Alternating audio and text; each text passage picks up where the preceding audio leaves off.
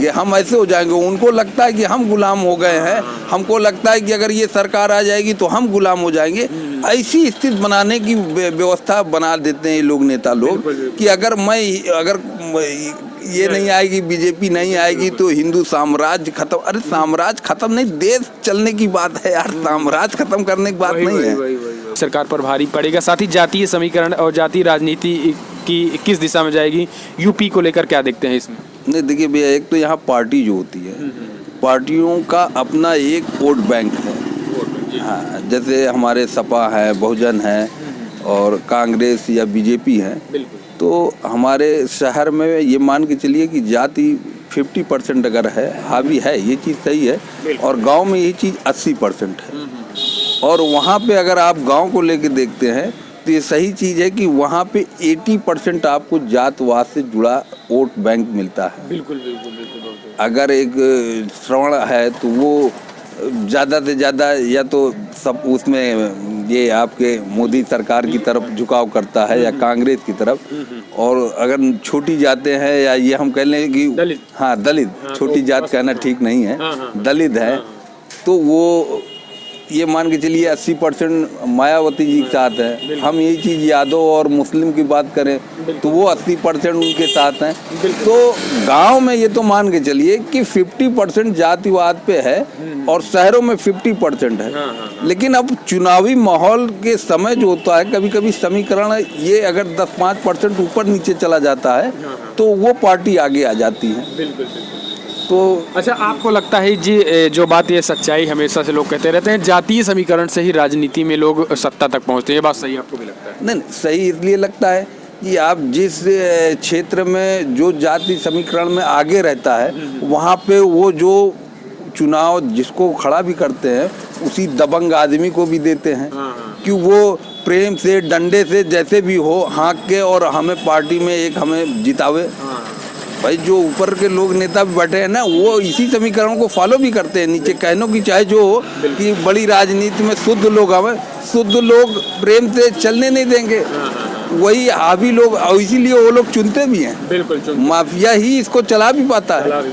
अच्छा, कि मोदी सरकार जो हमेशा ये कहती है कि हम जातीय समीकरण को यूपी में तोड़ के अपनी विकास की राजनीति लेके आएंगे, क्या लगता है कि जो मोदी सरकार कहती है विकास की राजनीति, ये वाकई में अखिलेश मायावती की जोड़ी जो इस तरीके से ये तोड़ पाएंगे कि नहीं? नहीं देखिए, एक चीज़ है, जाति समीकरण ये नहीं तोड़ सकते। सबसे बड़ी चीज़ ये है कि हम भले मोदी जी का बहुत सम्मान करते हैं, व्यक्तिगत मोदी जी का मतलब आदर बहुत करते हैं, लेकिन जाति समीकरण इसलिए नहीं तोड़ सकते ना कि आप समझिए कि वोट भी जो आपकी जितनी कुर्सियां होती है लोकसभा की, उसमें आप कितने लोगों को खड़ा करते हैं किस जात के। अगर मैं ये कह दूं कि छोटी दलित जाति जो है उसमें कितने आप लोगों को खड़ा करते हैं, या मुस्लिम, हम थोड़ी देर के लिए हम हिंदू हैं, लेकिन आप अगर जात समेटने की बात करते हैं तो कितना मुसलमान को भी खड़ा करते हैं अपने लिए। तो यहाँ से आप ही सोच लीजिए कि जाति का कैसे समीकरण मोदी जी ये कहते हैं कि हम बांध लेंगे, सबमिट तो वो भी नहीं करते ना कहीं वो भी एक पर्सनल चीज को फोकस करते रहते हैं। तो ये तो आप मान के चलिए कि जाति समीकरण रहेगा, वो हिंदू कार्ड खेलेंगे, वो वर्सेस जो है दलित और मुस्लिम समाज का खेलेंगे, और सपा जो है वो जो अपने समाज के, और ऐसे ऐसे सब अपना अपना एक गणित करके पूरा काम करते हैं। तो जाति समीकरण नहीं मिटा सकते, कम ज्यादा सच्चाई है, एक सच्चाई कम ज्यादा हो सकता है, और उसी कम ज्यादा पे सीटें आने पे निर्भर करती है किसकी कितनी सीटें आएगी, कौन कितना हवा बना लेता है। बात हर दिशा के लिए एक जैसा लगना चाहिए। अब ये आप समझिए नई टेक्नोलॉजी है, मोबाइलों पे ऐसा व्यवस्था के साथ इसमें आते हैं कि लगता है कि हम गुलाम हो जाएंगे, हम ऐसे हो जाएंगे। उनको लगता है कि हम गुलाम हो गए हैं, हमको लगता है कि अगर ये सरकार आ जाएगी तो हम गुलाम हो जाएंगे।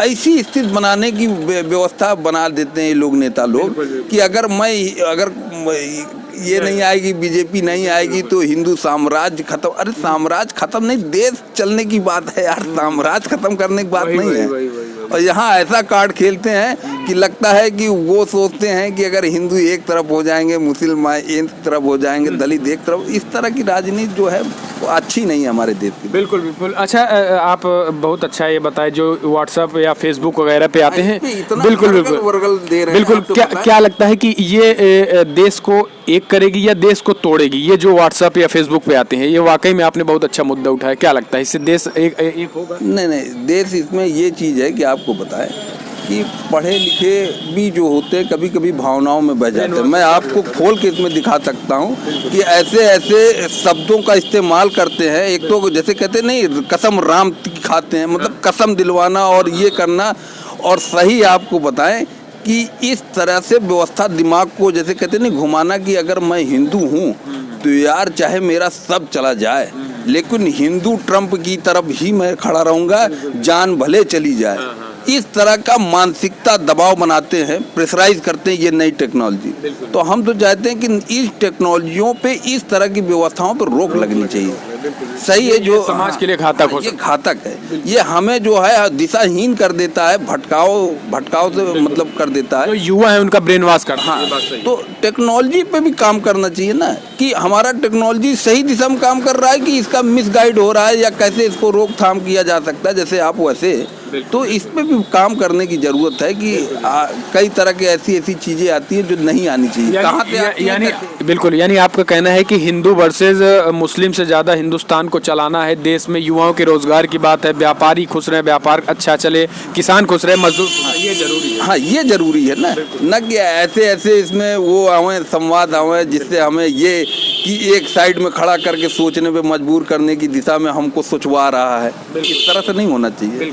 ये तो हम आपको बस इतना ही कह सकते हैं कि थोड़ा समय अगर प्रियंका जी और पहले आती तो एक फोकस बनता कि उनके पास करने को क्या है और क्या वो करने के लिए आ रही हैं। अचानक से आ जाने का मतलब ये थोड़ा सा समझ में ये है कि अच्छा तो लग रहा है, लेकिन कोई एक मतलब थीम नहीं समझ में आ रहा है कि हम उनके साथ किस विकास की तरफ ले जाने वाली भाषा में जुड़ रहे हैं। अच्छा है, लेकिन यही चीज़ हम लोग बहुत पहले से सोचते थे कि आएंगी तो थोड़ा सा कुछ नई चीज़ देखने और काम सोचने को मिलेगा।